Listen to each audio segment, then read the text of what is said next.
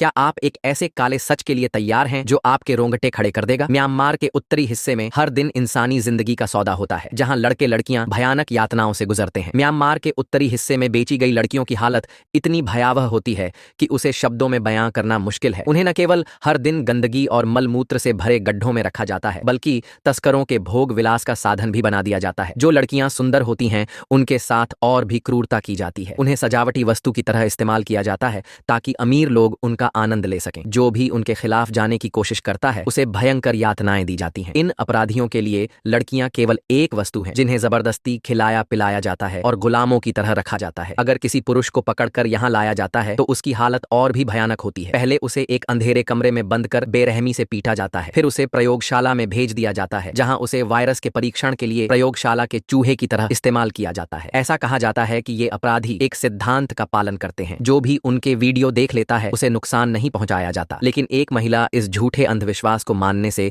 इनकार कर देती है और अपनी सहेली के साथ यहाँ पैसा कमाने के लालच में चली आती है। जैसे ही वह वहां पहुंचती है, उसे पकड़ लिया जाता है और जबरन वेश्यावृत्ति के लिए भेज दिया जाता है। अगर कोई भागने की कोशिश करता है तो उसे निशाना बनाकर मार दिया जाता है। इसके लिए इन्होंने विशेष रूप से महिला तीरंदाजों का एक समूह तैयार किया है। इन अपराधियों की नजर में इंसानी जिंदगी का कोई मूल्य नहीं है। जब सादे कपड़ों में एजेंट वहां पहुंचे तो अपराधियों ने उन पर भी हमला करने में कोई संकोच नहीं किया, लेकिन कुछ ही देर की मुठभेड़ के बाद वे समझ गए कि वे एजेंटों के सामने टिक नहीं सकते। जल्द ही वे पकड़ लिए गए और पूछताछ के दौरान महिला तस्करों ने उन पीड़ितों के बारे में जानकारी दी जिन्हें विदेश भेजने की तैयारी हो रही थी। यह कोई कहानी नहीं बल्कि कड़वी सच्चाई है जो हर साल हजारों मासूमों की जिंदगी बर्बाद कर रही है। इस वीडियो को शेयर करें ताकि लोग सतर्क रहें और ऐसे खतरनाक जाल में न फंसें। जागरूक बने, सुरक्षित रहें।